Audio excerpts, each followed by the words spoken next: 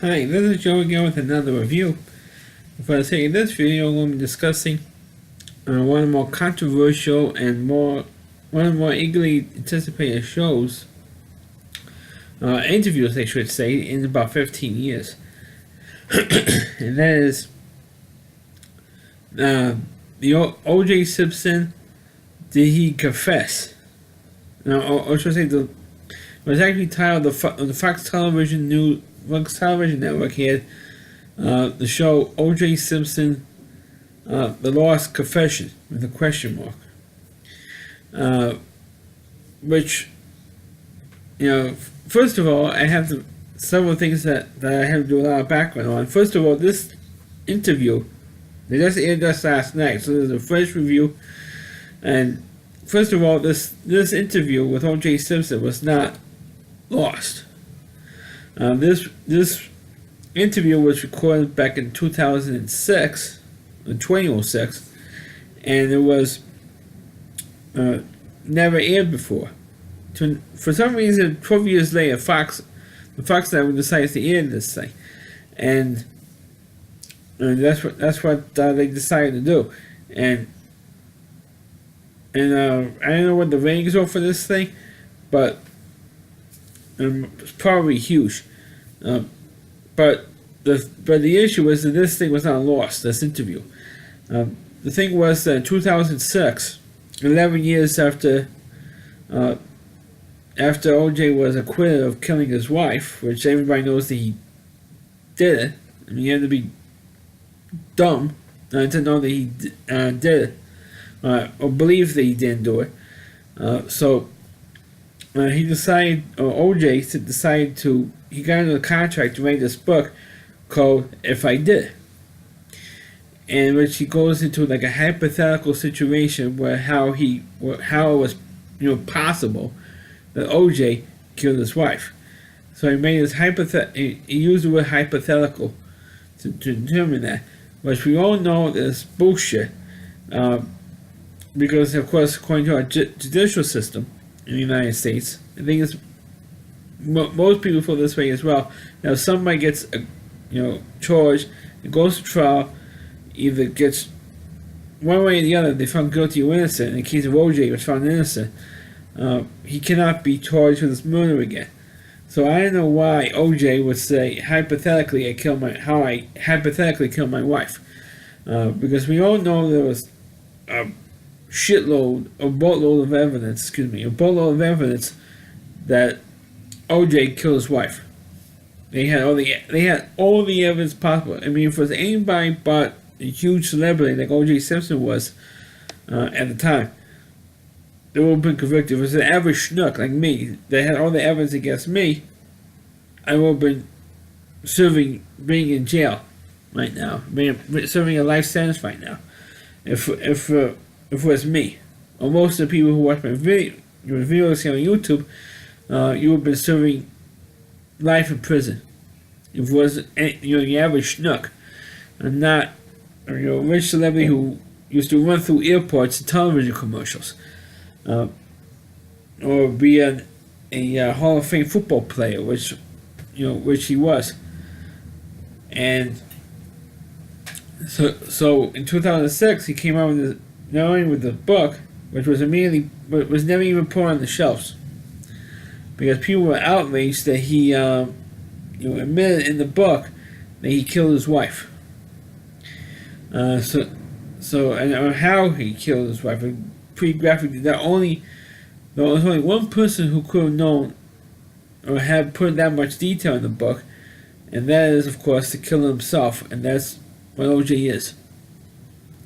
So he did this whole 2-hour interview, which aired on television, which had several breaks in it, with a panel of experts talking about what he just, or the clip that he just said. Christopher Dolan was one of the prosecutors who was prosecuting O.J. And of course, he also had the woman who did the interview, who was actually a publisher. She was not a professional interviewer. It wasn't like Barbara Walters interviewing O.J. or or Diane Sawyer or something like that, or even more than Bashir to a lesser extent.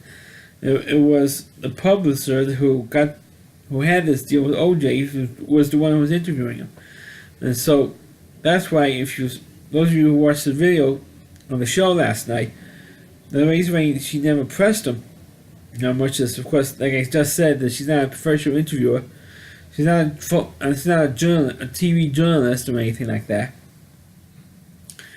But she figured that if she impressed him, he always kept threatening to leave if she impressed him. So she just sat there and let him tell his story. And of course, we all knew that how he said everything, that he actually did do the murder. I mean, like I said, he had details that no one else could possibly know, because the other two people were dead. Right? He killed Ron Goldman and his wife, or his ex-wife. They're dead, so naturally they can't say anything. The kids, his two kids that he had with Nicole, the OJ had with Nicole, were upstairs in the bedroom, so they didn't see anything or hear anything. So because they were sleeping, so naturally they were out to the world. I mean, they were completely out. They were completely zonked out.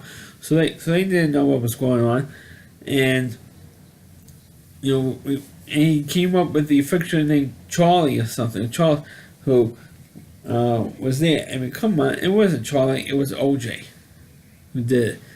I mean, come on. I mean, there's no doubt this thing was a confession, and he just used the word hypothetical so he wouldn't get into trouble.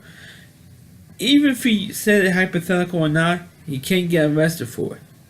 Like I said at the top, because of the double jeopardy, he cannot be charged again, unless if the original case was a mistrial, then he could go to court again. But since there was no mistrial in the original 1995 case, or should I say 95 murder trial, then he could never be charged again. So he could just say out and admit it. Of course, there was such a huge stigma with the original book and this interview that he could not, that the interview was pulled from television. Originally, it was supposed to be on television before, but since there was a huge controversy with the book, and the book was decided not to be released, so they decided not to air the special. So now 12 years later, now the show was going to be airing on television. So I guess maybe because now, since OJ's been out of jail for a month for the robbery they committed in Las Vegas, they decided to, okay, since he's now out, let's end this thing. So that's what Fox did. And of course, The Simpsons has been on television for about 2 months now, because the football playoffs, the Grammy Awards, and the Oscars this last week. So they didn't want to compete with that. So now Fox is going to put back the animation shows finally just next week, finally, new episodes finally. But getting back to the OJ thing, I thought it was just as big of an interview, I feel, as maybe the famous Living with Michael Jackson interview that took place 15 years ago. So in 2003. So and recently, like a month ago, was the 25th anniversary of the Michael Jackson interview. So it could have been ironic if this thing was in February instead of in March, on the O.J. Simpson thing. It would have been funny if they put on the 25th anniversary of the Michael Jackson interview. Two infamous interviews 25 years apart. But the only difference between the Michael Jackson thing and this one is that Michael Jackson went to jail for it, and OJ's never going to go to jail for this thing. Unfortunately, he should be living a death row. I mean, he should have been executed for killing his wife and Ron Goldman. And I think that's the reason why the book was never released, or the documentary or the interview was delayed for 12 years, because the family was the two families, the Cole's family and Ron Goldman's family, was protesting the thing and made such a suit over it. So eventually the book company decided not to put out the book. And the same thing, I think originally Fox was supposed to, I think Fox was originally supposed to air it, or originally air it on cable. I think it was originally supposed to be on regular television, on the regular TV, on the regular over-the-air network. It was pulled. As long as the book was pulled, so was the interview. Was pulled as well. As then originally was supposed to decide to put on cable, and that was pulled from cable as well. So it was really annoying because naturally there was so much hype at the time in 2006 for this interview that it wasn't even airing to now. So I don't know if the hoopla will be there ratings wise for this thing.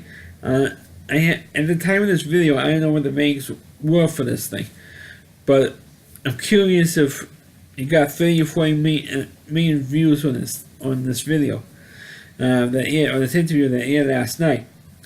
But I just found it interesting and to see him saying that he didn't do it. And the funny thing is that he keeps saying, "Oh, I didn't do it." I remember that I had the knife in my hand. Oh, I remember that there was blood all over the place. I remember there was I didn't call it blood. I said, "Oh, there was stuff all over the place." And then he said, "Oh, you mean blood?" I said, "Yeah, blood." That Ron Goldman the guy tried to do karate stuff with me and tried to do karate moves on me, and then I went back and forth between the two. Between Nicole and this other guy, and it was stabbing them. First they stabbed him, and they went back to her, and they went him. I mean, come on, people. Come on, people. He did it. I mean, come on. I mean, how dumb can you possibly be? And of course, the one thing that bothered me was that he said 25 years later. It's actually 24 years, not 25. So I don't know why they keep saying 25 years on when they did the studio part on the panel discussion segments in between the OJ interview. I don't know why they keep referring to 25 years. It's not 20. It's not even 20. It's not even officially 24 years yet. Not until June. When you have 24th anniversary. It's not going to be 25 years to next year, folks. To 2019, then will be 25 years, but not in 2018, folks. I mean, it's 24 years. I don't know why they added the extra year.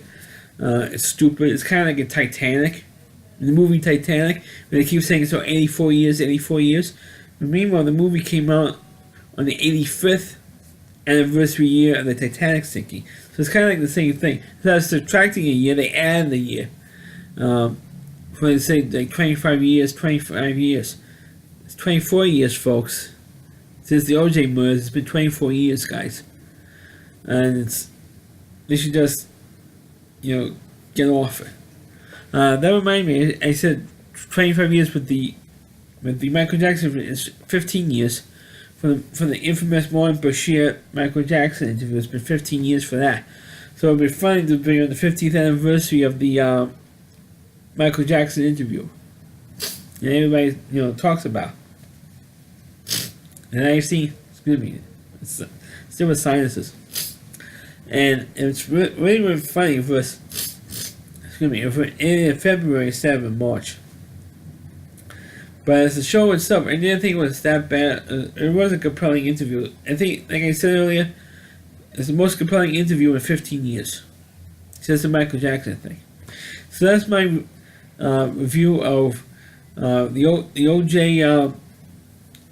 OJ Simpson, the lost confession. Like I said earlier, it wasn't a loss. It just never aired in 12 years. I mean, they had it on tape, but they decided not to air it in 12 years. So it was not lost, folks. That's a bullshit title that's threw in there. They should have said, "Did he confess?" No, that should have been the better title.